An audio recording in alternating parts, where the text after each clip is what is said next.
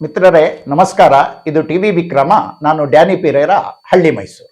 ಆತ್ಮೀಯರೇ, ಭಾರತದ ಇತಿಹಾಸದಲ್ಲಿ ಕೆಲವು ಹೆಸರುಗಳು ಕೇವಲ ಪುಟಗಳಲ್ಲಿ ಉಳಿಯೋದಿಲ್ಲ, ಅವು ನಮ್ಮ ಮನಸ್ಸಿನಲ್ಲಿ ಶಕ್ತಿಯಾಗಿ ನೆಲೆಸ್ತವೆ.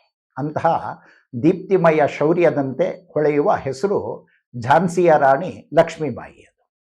ನಮ್ಮ ಧಾರ್ಮಿಕ ಪೌರಾಣಿಕ ಗ್ರಂಥಗಳಲ್ಲಿ ಶೌರ್ಯದ ಸತ್ಯ ಸ್ವರೂಪವನ್ನು ವರ್ಣಿಸ್ತಕ್ಕಂತಹ ಒಂದು ಅದ್ಭುತವಾದ ಶ್ಲೋಕ ಇದೆ. ಶೌರ್ಯಂ ತೇಜಃ ಧೃತಿ ದಕ್ಷಂ ಯುದ್ಧೆ ಜಾಪ್ಯ ಪಲಾಯನಂ ದಾನಂ ಈಶ್ವರ ಭಕ್ತಿಶ್ಚ ಸಪ್ತೈತ ಕ್ಷಾತ್ರ ಲಕ್ಷಣಂ. ಅಂದ್ರೆ ಶೌರ್ಯ, ತೇಜಸ್ಸು, ಧೈರ್ಯ, ಸಾಮರ್ಥ್ಯ, ಯುದ್ಧದಲ್ಲಿ ಹಿಂಜರಿಯದ ಗುಣ, ದಾನ ಹಾಗೂ ದೈವಭಕ್ತಿ ಇವು ಕ್ಷತ್ರಿಯರ 7 ಮೂಲ ಲಕ್ಷಣಗಳು.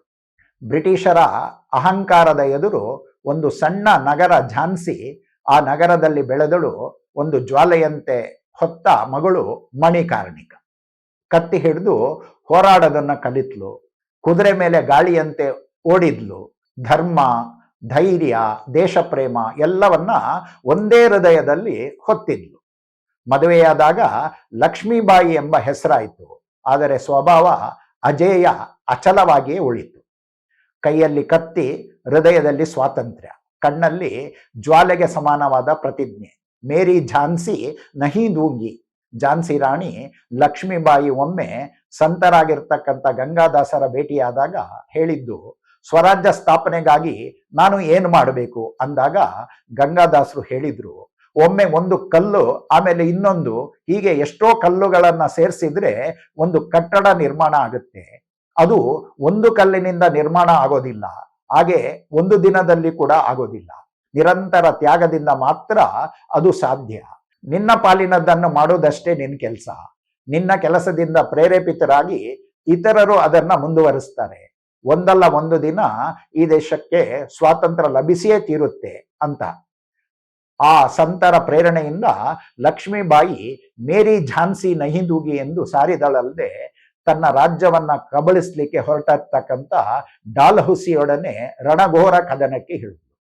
ದರ್ಬಾರ್ನಲ್ಲಿ ಸಂಧಾನದ ವಿಚಾರ ಬಂದಾಗ ಆಕೆ ಗುಡುಗಿದ್ಲು, ಸಂಧಾನವೇ ಸಾಧ್ಯವೇ ಇಲ್ಲ, ಹುಟ್ಟಿದವರೆಲ್ಲ ಒಂದಿನ ಅಲ್ಲ ಒಂದಿನ ಸತ್ತೇ ಸಾಯ್ತಾರೆ. ಹಾಗಿರುವಾಗ ಹೇಡಿಯಾಗಿ ಸಾಯುವ ಬದಲು ಮಾತೃಭೂಮಿಗೋಸ್ಕರ ಹೋರಾಟ ಮಾಡಿ ರಕ್ತ ಬಸಿತ್ತ ವೀರಮರಣ ಅಪ್ಪಬಾರ್ದು ಯಾಕೆ ಅಂತ ಘೋಷಿಸಿಯೇ ಬಿಟ್ಲು. ಕಲ್ಪಿ ಎಂಬಲ್ಲಿ ನಡೆದಂತಹ ಕದನದಲ್ಲಿ ಆಕೆ ಮಾಡಿದ್ದು ಅದನ್ನೇ. ಹಟ್ಟಿಸ್ಕೊಂಡು ಬಂದ ಆಂಗ್ಲರ ಕೈಗೆ ಸಿಗಬಾರ್ದಂತೇಳಿ ಜೋರಾಗಿ ತನ್ನ ಕುದುರೆಯನ್ನ ಓಡಿಸ್ತಿರುವಾಗ ದಾರಿಗಡ್ಡವಾಗಿ ಅಲ್ಲೊಂದು ತೊರೆ ಬಂತು. ವೇಗವಾಗಿ ಓಡ್ತಿದ್ದ ರಾಣಿಯ ಕುದುರೆ ನೀರು ಕಂಡೊಡನೆ ಗಾಬರಿಗೊಂಡು ನಿಂತೇ ಬಿಡ್ತು. ಏನ್ ಮಾಡೋದು ಅಂತ ಹೇಳಿ ರಾಣಿ ಯೋಚಿಸುವಷ್ಟರೊಳಗೆ ಕತ್ತಿಯೊಂದು ಬೀಸ್ ಬಂತು. ರಾಣಿಯ ಬಲಕೆನ್ನೆ ಹರಿದು ಹೋಯಿತು. ಜೊತೆಗೆ ಬಲ ಕಣ್ಣುಗುಡ್ಡೆ ಕಿತ್ತು ಬಂತು.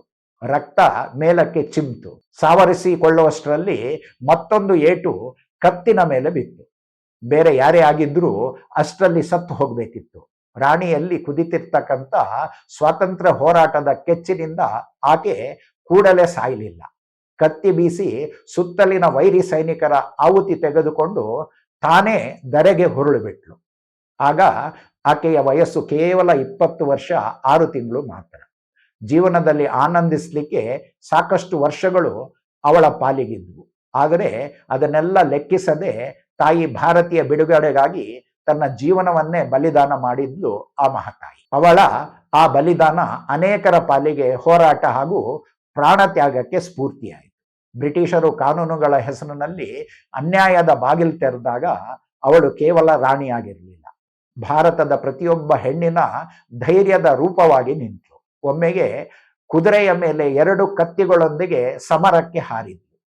ಶತ್ರು ಭಯದಿಂದ ನಡುಗ್ತಿದ್ದ. ಯಾರೂ ಊಹಿಸದಷ್ಟು ಶಕ್ತಿಯಾಗಿ ಝಾನ್ಸಿಯ ನೆಲದ ಮೇಲೆ ಗರ್ಜಿಸಿದ್ಲು. ರಾಣಿಯ ರಕ್ತ ಹರಿದಾಗ ಅದು ಸೋಲಲ್ಲ, ದೇಶದ ಸ್ವಾತಂತ್ರ್ಯದ ಬೀಜವಾಗಿ ಮೊಳಿತು. ಪ್ರತಿ ಯುದ್ಧದ ಲಹರಿಯಲ್ಲಿ ಒಂದು ಹಾಡಾಗಿ ಮಾರ್ಪಡ್ತು. ಕೂಬ್ ಲಡಿ ಮರ್ದಾನಿ ಝಾನ್ಸಿ ವಾಲಿ ರಾಣಿ. ಅವಳು ಕೇವಲ ಇತಿಹಾಸದ ಹೆಸರು ಅಲ್ಲ, ಅವಳು ಸ್ಫೂರ್ತಿ, ಅವಳು ಸಾಹಸ, ಅವಳು ಮಹಿಳಾ ಶಕ್ತಿಯ ಸ್ಮರಣೆಯ ಸಂಕೇತ. ಇಂದು ಯಾರಾದರೂ ಹೆಜ್ಜೆ ಹಾಕದ ದಾರಿಯಲ್ಲಿ ನೀನು ಹೆಜ್ಜೆ ಹಾಕುವಾಗ ಯಾರಾದರೂ ಅಸಾಧ್ಯ ಅಂದರೆ ನೀನು ಸಾಧ್ಯ ಎಂದು ನಿಂತಾಗ ನಿನ್ನೊಳಗೆ ಒತ್ತಿರುವ ಆ ಶಕ್ತಿ ಅದೇ ಝಾನ್ಸಿಯ ರಾಣಿ ನೀಡಿದ ಸೆಲೆ. ಝಾನ್ಸಿ ರಾಣಿ ಲಕ್ಷ್ಮೀಬಾಯಿ ಧೈರ್ಯದ ವ್ಯಾಖ್ಯಾನ, ಸ್ವಾತಂತ್ರ್ಯದ ದೀಪ, ಭಾರತದ ಶಾಶ್ವತ ಸ್ಫೂರ್ತಿ ಅಂತ ಹೇಳ್ತಾ ಈ ಸಂಚಿಕೆಯನ್ನು ಮುಗಿಸ್ತಾ ಇದ್ದೇನೆ. ಮುಂದಿನ ಸಂಚಿಕೆಯಲ್ಲಿ ಮತ್ತೊಂದು ವಿಷಯದೊಂದಿಗೆ ಮತ್ತೆ ಭೇಟಿಯಾಗೋಣ. ಅಲ್ಲಿವರೆಗೆ ನಮಸ್ಕಾರ. ಒಂದೇ ಮಾತರಂ. ಟಿವಿ ವಿಕ್ರಮ, ದೇಶ ನಿಮ್ಮ ಕೈಯಲ್ಲಿ. ಈ ಕಾರ್ಯಕ್ರಮ ನಿಮಗೆ ಇಷ್ಟ ಆಗಿದ್ದಲ್ಲಿ ಲೈಕ್, ಶೇರ್ ಹಾಗೂ ಕಮೆಂಟ್ ಮಾಡಿ. ಟಿವಿ ವಿಕ್ರಮದ ಕಾರ್ಯಕ್ರಮಗಳನ್ನು ನಿರಂತರವಾಗಿ ವೀಕ್ಷಿಸಲು ಸಬ್ಸ್ಕ್ರೈಬ್ ಮಾಡಿ, ಬೆಲ್ ಐಕನ್ ಒತ್ತಿ.